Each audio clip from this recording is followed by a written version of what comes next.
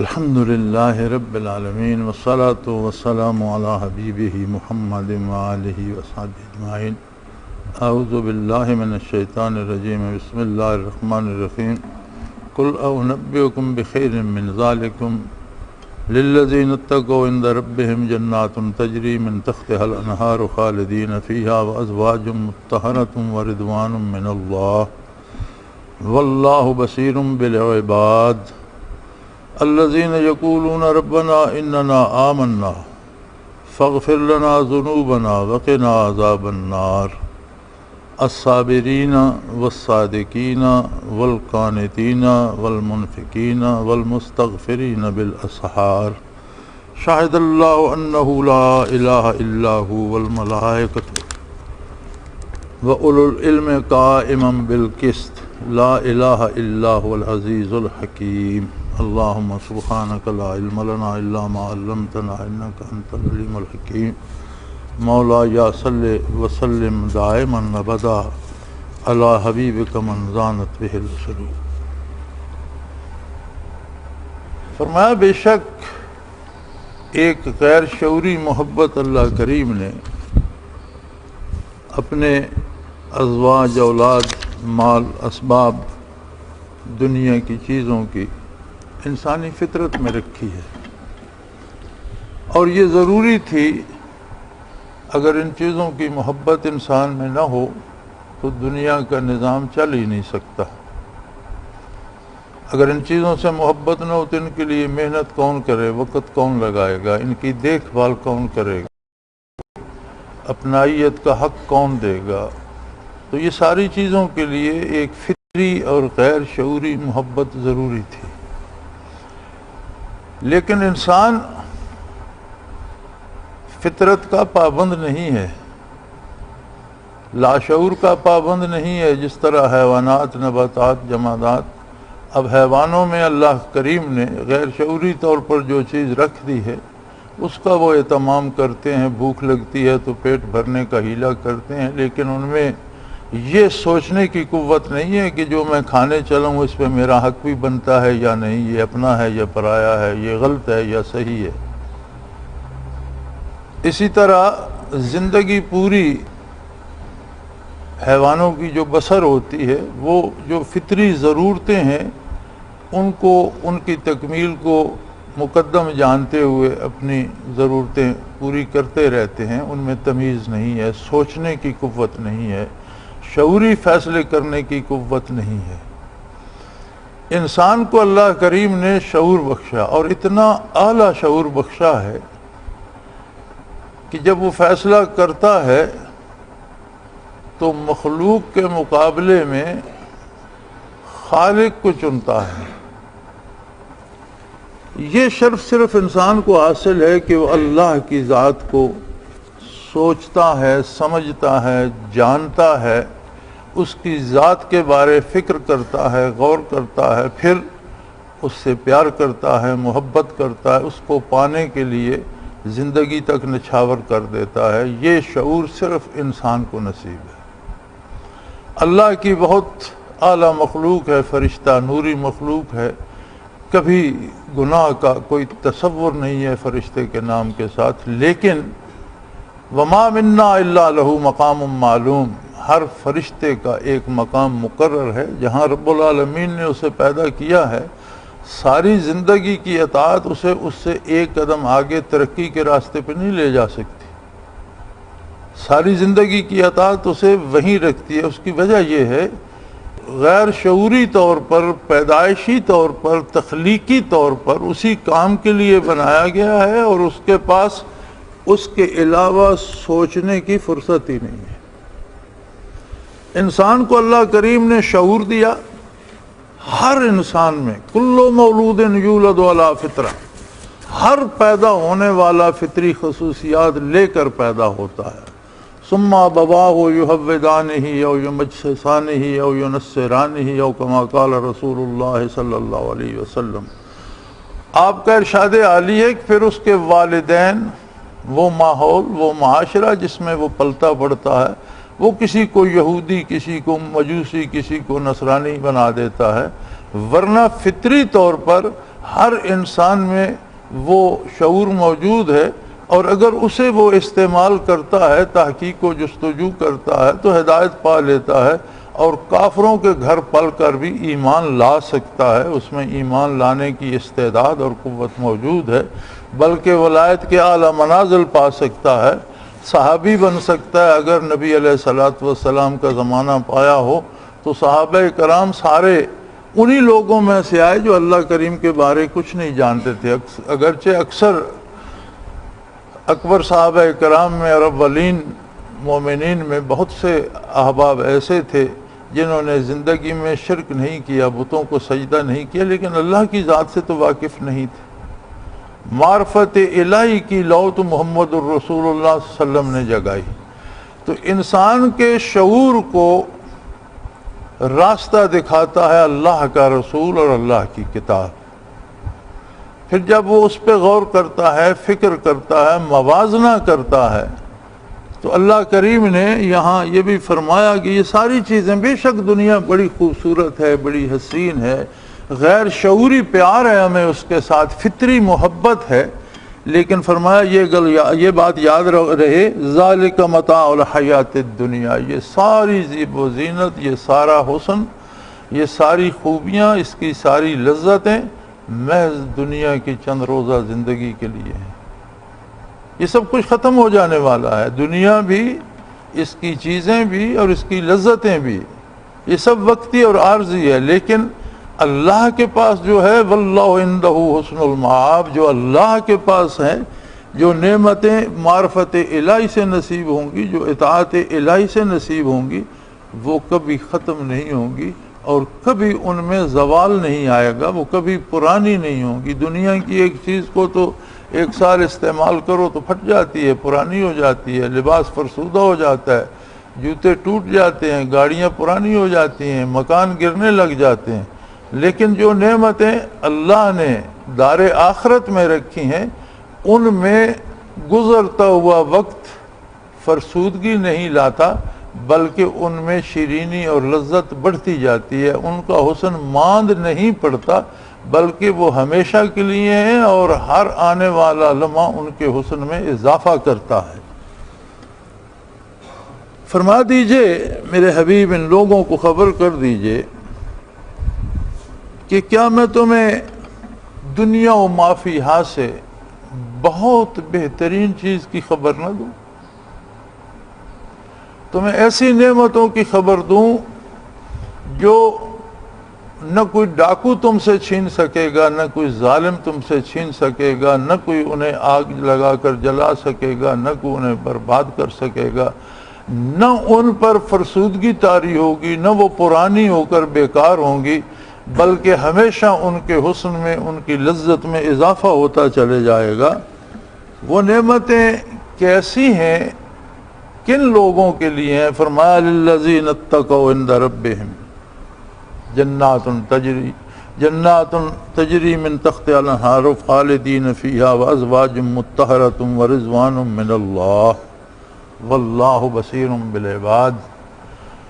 وہ لوگ جو اپنے شعور کو استعمال میں لاتے ہیں، یہ تو ہے نا غیر شعوری محبت جو فطری طور پر عطا کر دی گئی، تو بحیثیت انسان جو انہیں عقل و شعور دیا گیا ہے، جب اس کو کام میں لاتے ہیں، چیزوں کا تجزیہ کرتے ہیں، پھر ایک طرف ان چیزوں کی لذتیں پکار رہی ہوتی ہیں، دوسری طرف اللہ کے رسول کی دعوت ہوتی ہے، اللہ کی دعوت ہوتی ہے، اللہ کی کتاب ہوتی ہے، تو وہ جب موازنہ کرتے ہیں تو کیا اللہ کے بندے دنیا میں کھانا پینا چھوڑ دیتے؟ ان کے بیوی بچے نہیں ہوتے؟ ان کا گھر بار نہیں ہوتا؟ ان کے مکانات نہیں ہوتے؟ سب کچھ ہوتا ہے۔ دنیا کی ساری نعمتوں سے وہ بھی مستفید ہوتے ہیں اور ہونا چاہیے، لیکن فرق یہ ہوتا ہے کہ وہ جائز ذرائع سے حاصل کرتے ہیں اور اپنے حصے کی نعمتیں استعمال کرتے ہیں، دوسروں سے چھین کر نہیں۔ اور اللہ کی اطاعت کے اندر رہ کر دنیا کمانا بھی دین ہے اور عبادت ہے۔ یہ بھی عبادت بن جاتی ہے جب اطاعت الہی اور سنت پیغمبر صلی اللہ علیہ وآلہ وسلم کے مطابق ہوتی ہے۔ پھر اس کے ساتھ انہیں جو مزید نعمتیں ملتی ہیں، الذین اتقوا، وہ لوگ جو اللہ سے رشتے محبت استوار کر لیتے ہیں۔ تقویٰ کیا ہے؟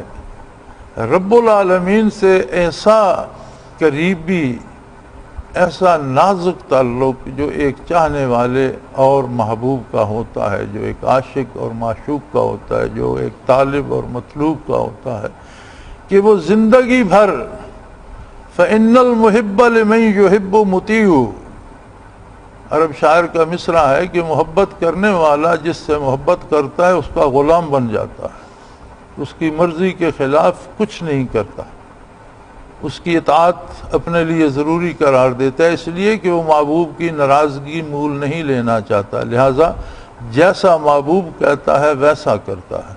تو تقویٰ کیا ہے؟ اللہ کریم سے وہ محبت جو اللہ کی اطاعت پہ پابند کر دے اور نافرمانی کرنے پر خوف آئے کہ اس سے اللہ کریم ناراض ہوں گے اور مجھ سے اللہ کی ناراضگی برداشت نہیں ہو سکتی۔ تو جو لوگ اللہ سے ایسا تعلق قائم کر لیتے ہیں، ان کے لیے اللہ کے پاس اللہ کی جنت ہے، تجری من تحتہا الانہار۔ دنیا کے جتنے باغات ہیں، جتنی اچھی جگہیں ہیں، جتنے پھل بوٹے ہیں، یہ محتاج ہیں کہ جہاں پانی پہنچتا ہے وہاں باغ لگ سکتا ہے، یعنی باغ پانی کے تابع ہیں۔ جہاں آپ پانی پہنچا لیں گے اپنے وسائل سے یا اپنے بہو سے وہ پہنچ جائے گا، یا آپ مشینری سے پہنچائیں گے، کسی محنت سے پہنچائیں گے، تو پانی ضروری ہے۔ جہاں پانی ہوگا وہاں باغ لگے گا، پھر وہ باغ اور اس کے پھل فانی بھی ہیں، فرسودہ ہو جاتے ہیں، پرانے ہو جاتے ہیں، بیکار ہو جاتے ہیں، درخت بوڑھے ہو جاتے ہیں، گل سڑ جاتے ہیں۔ لیکن اللہ کی جو جنت ہے اور اس کے جو باغات ہیں، پانی ان کے تابع ہے، جہاں باغ ہوگا وہاں پانی کو جانا ہے۔ جنات تجری من تحتہا الانہار، یہاں کے باغ پانی کے تابع ہیں، جہاں پانی جاتا ہے وہاں باغ لگ سکتا ہے۔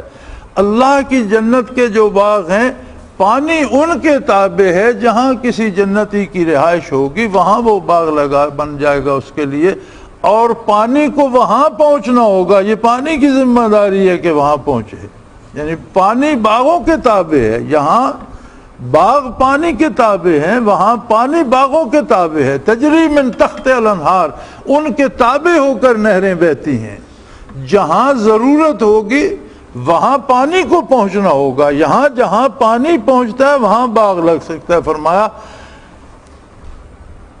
اور ان میں فیہا ازواج مطہرہ، ان میں پاک صاف بیویاں ہوں گی۔ اللہ کریم نے جنت کی نعمتوں میں جنت کی ایک مخلوق حور بھی بنائی ہے، جو اپنے حسن، اپنے کمال، اپنے نفاست کے اعتبار سے اتنی ہی خوبصورت ہے جتنا اسے جنت میں ہونا چاہیے۔ بعض ارشادات عالیہ میں اللہ صاحب صلاۃ والسلام جو تعبیریں ملتی ہیں، ان میں یہ بھی ہے کہ نبی کریم صلی اللہ علیہ وسلم نے فرمایا کہ اگر جنت کی حور پنڈلی سے کپڑا ہٹا دے تو ہڈی کا گودا تک نظر آتا ہے، اس طرح شفاف وجود ہیں، یا ایک ہتھیلی آسمان سے ظاہر کر دے تو سورج کی روشنی ماند پڑ جائے۔ لیکن یاد رہے، حور وہ مخلوق ہے جو جنت میں اللہ نے پیدا فرمائی، جو زمین پر نہیں آئی، جس نے دنیا کا امتحان جو ہے اسے عبور اور پاس نہیں کیا، اس میں سے نہیں گزری، اور جنت ہی میں پیدا ہوئی، جنت ہی میں رہے گی۔ لہٰذا جو خواتین دنیا میں آئیں، دنیا میں مکلف ہوئیں، دنیا میں ایمان لائیں، اللہ کی اطاعت کی، اللہ کے رسول صلی اللہ علیہ وسلم کی اطاعت کی، یہ اصل مالک ہوں گی جنت کی۔ اللہ کریم انہیں حوروں سے زیادہ حسن اور حوروں سے زیادہ پاکیزگی دے گا، اس لیے کہ یہ انہوں نے دنیا کی تکلیف اٹھائی اور یہ دامان محمد الرسول اللہ سے وابستہ ہوئی۔ انہوں نے کفر اور نافرمانی کے مقابلے میں اطاعت کے راستے کو چنا، انہوں نے رمضان کے روزے رکھے، انہوں نے اللہ کے سجدے کیے، انہوں نے اللہ کی تسبیحات کی، انہوں نے اللہ کے قرآن کی تلاوت کی، انہوں نے راتوں کو اٹھ اٹھ کر اللہ کو یاد کیا، اور زندگی ایک ایسے امتحان میں گزاری جس طرف ایک طرف اولاد کی محبت بھی تھی جو فطری تھی، دنیا کی محبت بھی تھی جو فطری تھی، خامند کی محبت بھی تھی جو فطری تھی، دنیا کی ضرورتیں بھی تھیں، ان سب تمام بوجھوں کو اٹھا کر مقدم اللہ کی اطاعت کو رکھا اور دنیا کے نقصانات، تکلیفیں، دکھ برداشت کیے، لیکن اللہ کی اطاعت سے دستبردار نہ ہوئی۔ مقدم یہ خواتین ہوں گی، اللہ انہیں حوروں سے زیادہ حسن، زیادہ پاکیزگی اور مزاج کی زیادہ طہارت عطا فرما دے گا۔ اور سب سے بڑی بات، جنت کی سب سے بڑی نعمت جو ہے وَرِضْوَانٌ مِّنَ اللَّهِ، اللہ کی خوشنودی ہے کہ اللہ جنتیوں پر خوش ہوگا۔ جنت بجائے خود کوئی حیثیت نہیں رکھتی۔ جنت کی ساری اہمیت اس بات پر ہے کہ وہ مظہر ہے رضائے الہی کا، جنت اسے ملے گی جس سے اللہ راضی ہوگا، اس لیے جنت ایک سند کی حیثیت سے اہم ہے۔ ایک آدمی 16 سال لگا کر ایم اے کی ڈگری حاصل کرتا ہے، ڈگری میں کیا رکھا ہے؟ ایک کاغذ ہے، اس پر چند سطریں لکھی ہوئی ہیں، اس کی کیا اہمیت ہے؟ 2 روپے کا کاغذ ہوگا، اس پر 4 آنے کی سیاہی خرچ ہوئی ہوگی، اس کی حیثیت کیا ہے؟ لیکن وہ دلیل ہے اس بندے کے ماسٹر کرنے کی، اس کی 16 سالہ محنت کی وہ دلیل ہے، اس لیے اس کاغذ کو وہ جان سے عزیز رکھتا ہے۔ جنت اللہ کے بندوں کے لیے اللہ کی اطاعت، اللہ کی محبت اور اللہ کی اطاعت میں زندگی بسر کرنے کی سند ہے۔ اس لیے جنت کی قیمت ہے کہ رضوان من اللہ، اللہ کی رضا کا مظہر ہے۔ جنت ان لوگوں کی رہائش گاہ ہے جن پر اللہ راضی ہوگا۔ تو سب سے بڑی نعمت فرمایا رضوان من اللہ۔ اور ایک بات کا دھیان رہے، اس میں غلطی کا کوئی امکان نہیں ہے کہ کہیں ایسا ہو کہ جو برائی کرتا رہے وہ جنت میں چلا جائے اور جو نیکی کرتا رہے وہ بیچارہ مارا جائے۔ ہماری دنیاوی عدالتوں میں ہوتا ہے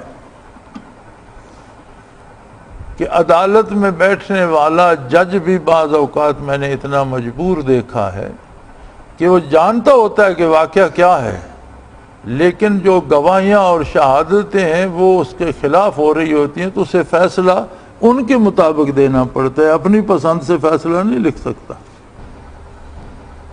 شہادتیں جو ہیں انہیں زیر بحث لا کر جو ان سے ثابت ہوتا ہے فیصلہ اس کے مطابق اسے کرنا پڑتا ہے۔ بے گناہ پھانسی چڑھ جاتے ہیں اور گناہگار بری ہو جاتے ہیں، یہ روزمرہ ہوتا ہے۔ فرمایا اس غلط فہمی میں نہ رہنا کہ پتہ نہیں کوئی فرشتہ کیا لکھ دے گا، اعمال لکھنے والے کرامن کاتبین کیا کر دیں گے، امتحان لینے والے کون سا نمبر غلط لگا دیں گے۔ فرمایا بات ایسی نہیں ہے، واللہ بصیر بالعباد، یہ تو اس کی قدرت ہے۔ جس طرح دنیا میں اسباب و وسائل بنا دیے، وہاں بھی اس نے اس طرح کے کام بنا دیے، ورنہ وہ ذاتی طور پر اپنے ہر بندے کو خود ملاحظہ فرما رہا ہے، غلطی لگنے کا کوئی امکان نہیں ہے۔ ذرا سی نیکی کسی کی ضائع نہیں ہوگی اور ذرا سی غلطی بھی اللہ سے پوشیدہ نہیں ہے۔ واللہ بصیر بالعباد، وہ ذاتی طور پر ہر چیز کا مشاہدہ فرما رہا ہے، وہ جانتا ہے ان لوگوں کو۔ الذین یقولون ربنا اننا آمنا فاغفر لنا ذنوبنا وقنا عذاب النار، وہ ان لوگوں کو خوب اچھی طرح جانتا ہے جو کہتے ہیں ہمارے رب، ہم ایمان لائے، ہم نے ہر وہ بات تسلیم کی جو تیرے رسول صلی اللہ علیہ وسلم تسلیم کرنے کا حکم دیتے ہیں،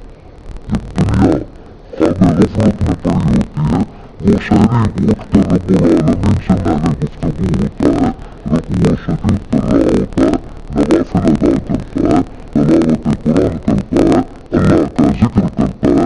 یہ ایک ایسی نعمت ہے کہ جب اللہ بہت راضی ہوتا ہے تو توفیق عطا کرتا ہے کہ لوگ غفلت میں پڑے ہیں اپنے بندوں کو اٹھا دیتے ہیں کہ تم میرے ساتھ باتیں کرو.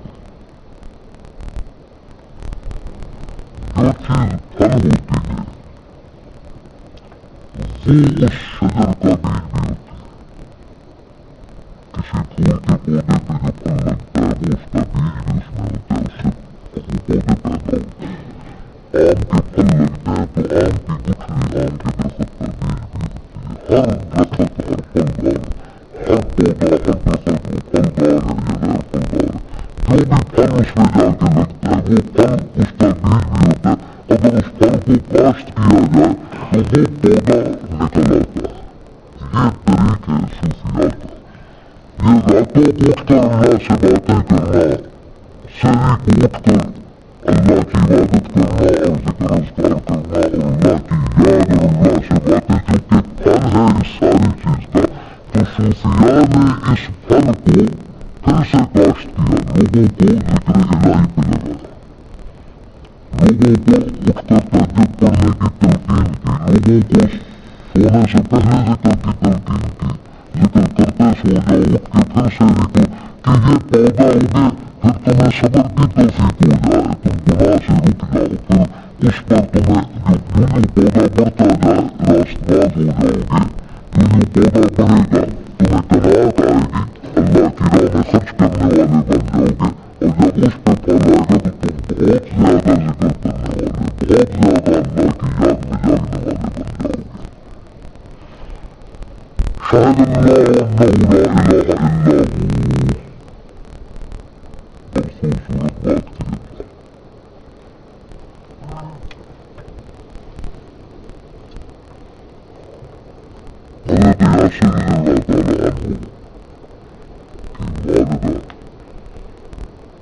حضرت یاسر رضی اللہ تعالیٰ عنہ کی والدہ پہلی خاتون شہید ہے اسلام کی، جسے مکہ مکرمہ میں ابو جہل نے تشدد کر کے شہید کیا.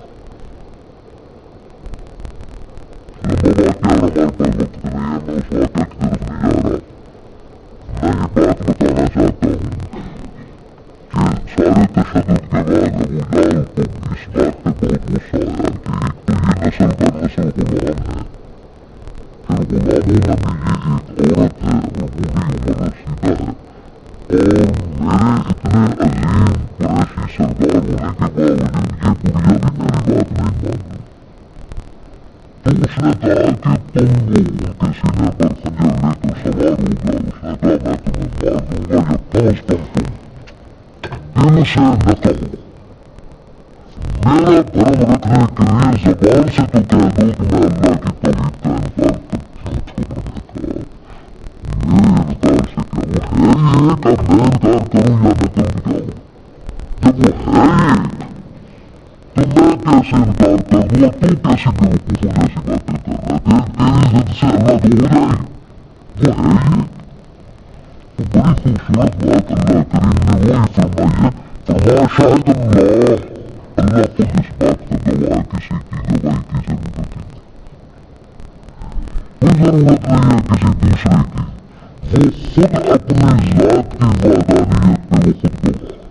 شاہد اللہ انہ لا الہ الا ہو، اللہ خود اس بات کا گواہ کافی ہے کہ وہ اکیلا ہے اور وہی لائق عبادت. اب اللہ کی گواہی آپ دیکھ لیں، ساری کائنات کے ذرے ذرے میں بکھری پڑی ہے، کسی تحقیق کسی تدقیق کسی طرف چلے جائے، گھاس کا ہر تنکا، سورج کی ہر کرن، ہوا کا ہر جھونکا، بارش کا ہر قطرہ بتائے گا اس نظام کو چلانے والا کوئی ایک ہی ہے. اگر دو ہوتے تو کہیں تو اختلاف ہوتا. اتنا مربوط نظام ہے کہ لمحوں کے کروڑویں حصے تک اس طرح سے مربوط ہے کہ کہیں ذرا سا نقص نہیں آتا. اگر کہیں کمی بیشی آتی دنیا تباہ ہوتی. زمین اور سورج کے فاصلے میں اگر 1 انچ کے کروڑواں حصہ بھی روزانہ فرق پڑتا تو اب تک تباہ ہو چکی ہوتی، یا سورج سے اتنی دور نکل گئی ہوتی کہ لوگ مر جاتے ہیں یا اتنی کریم چلی گئی ہوتی کہ جل کے مر جاتے. ہر چیز سورج چاند ستارے زمین کی روئیدگی بندوں کا پیدا ہونا مرنا اگر موت ہی نہ ہوتی آج تک کی مخلوق کو کون سنبھالتا؟